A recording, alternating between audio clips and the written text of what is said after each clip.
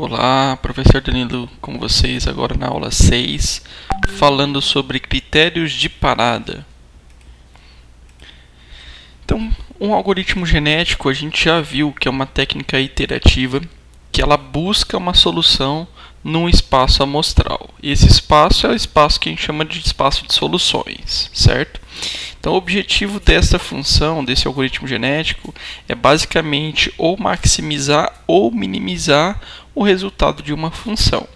E para isso, ele vai fazer várias buscas ao longo desse espaço, o que a gente chama de iterações ou gerações no algoritmo genético. Então, a cada geração ele vai buscando novas soluções para tentar achar o valor ideal da solução, tá? Só que como que eu vou descrever para o meu algoritmo, ou como que eu vou dizer para ele a que ponto ele vai parar, aonde ele vai finalizar a execução? Porque lembrando que a cada geração ele vai fazer seleção, reprodução, mutação, e isso ele vai fazer para o número X de indivíduos. Se tiver 50 indivíduos da população, ele vai fazer isso para os 50 indivíduos. E se eu não colocar um critério de parada, ele vai ficar fazendo isso ad eterno, tá? E aí vai estourar a minha memória, vai ter um ganho muito grande de memória e também de tempo de processamento. Então, para que isso não ocorra, a gente precisa definir qual que é o momento que ele vai encerrar a execução. Então, para isso, a gente tem 4 principais formas que a gente pode dizer para ele a hora que ele vai parar. Primeiro, é o número de gerações. Segundo, função objetivo com valor ótimo alcançado. Terceiro, convergência na função objetivo. E quarto é a perda de diversidade. Então, vamos ver o que é cada um deles. O número de gerações, basicamente, é a quantidade de iterações que o meu código, que o meu algoritmo genético ele vai realizar. Tá? Então, esse número é o número pré-fixado de vezes que ele vai gerar populações.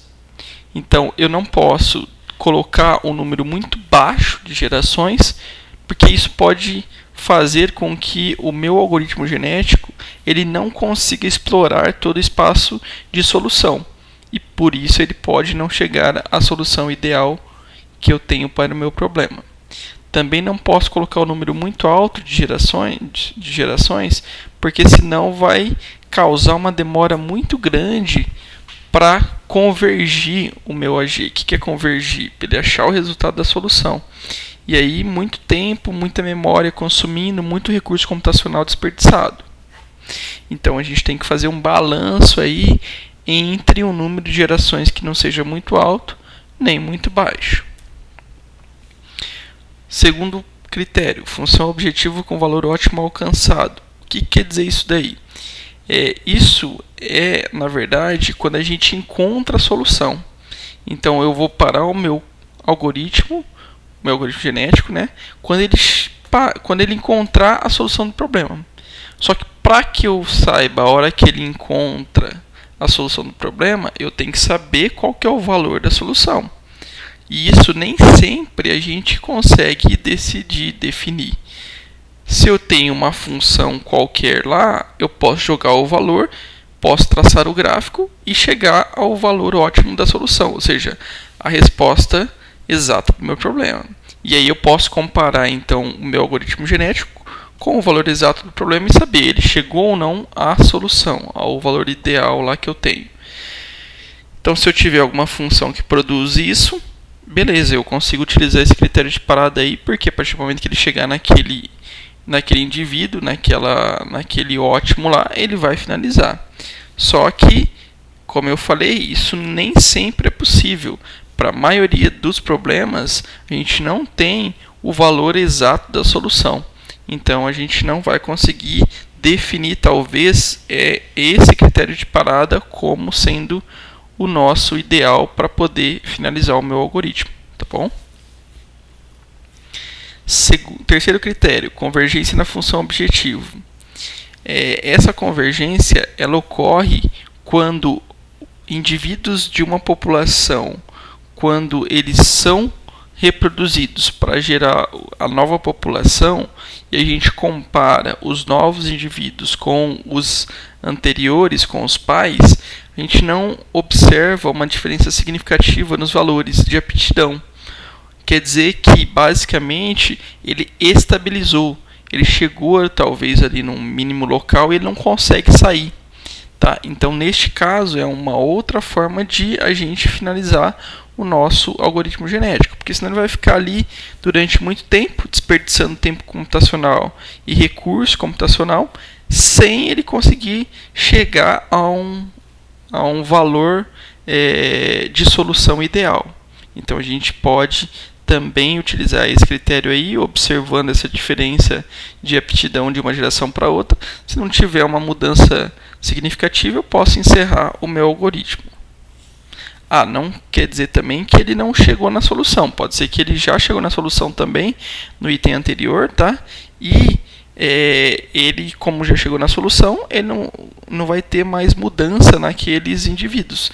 Então, se eu já cheguei na solução do meu problema também, eu não vou ter mudança de uma geração para outra, eu já posso estar encerrando ele. E o último critério é a perda de diversidade. Isso ocorre quando a gente analisa cada indivíduo de uma população para outra. Então a gente observa os genes de cada indivíduo e a gente vê que as alterações nos genes, elas não estão sendo tão bruscas, elas são muito poucas. Os genes são muito parecidos de um indivíduo para outro. Então, nesse caso, devido a essa proximidade entre os indivíduos, entre os genes, a gente vai encerrar a execução, porque a gente vai ter uma grande performance com o passar das gerações. Porque a ideia do algoritmo genético é que a gente tenha o máximo possível de diversidade nos meus indivíduos. Se eles estão muito próximos, muito parecidos de um e o outro, quer dizer que eu não vou conseguir explorar o meu ambiente lá, o meu espaço de soluções. Por isso, se eu não conseguir explorar ele, provavelmente o meu algoritmo vai cair em um mínimo local mais cedo ou mais tarde e vai acabar encerrando a execução ali sem encontrar realmente o valor de mínimo global, que é o que eu desejo. Então, se eu tenho o meu algoritmo genético fazendo isso daí, gerando indivíduos muito parecidos, é outra forma de eu encerrar a execução e tentar mudar a minha forma lá de geração dos indivíduos de forma aleatória, trocando a função que está gerando esse número aleatório aí para fazer com que eu tenha uma diversidade maior para que essa situação não ocorra, tá bom? Então, basicamente, são esses 4 tipos aí de critérios que nós temos de parada, tá? Claro que não existe uma receita de bolo, uma solução que seja ideal para todos os casos, nem em relação a quais critérios, muito menos em quais valores eu coloco para cada uma dessas situações. Por exemplo, no número de gerações. Não existe um número ideal que funcione para todos os casos. Então eu preciso analisar cada um dos meus problemas, cada caso, e para cada um deles fazer alguns testes, inclusive, para ver a performance em relação a cada um desses parâmetros que eu for melhorando e for ajustando aí para o meu algoritmo genético, tá bom? E também não existe um único critério que resolva. Geralmente a gente coloca mais de um critério, porque se não for determinada coisa, vai parar para outra forma, tá? Para evitar que o meu algoritmo ou ele tente buscar muito mais do que ele precisava, ou que por outro lado aí que ele busque muito menos do que realmente ele deveria, tá bom? Então a gente termina por aqui. Na próxima aula a gente continua. Até mais.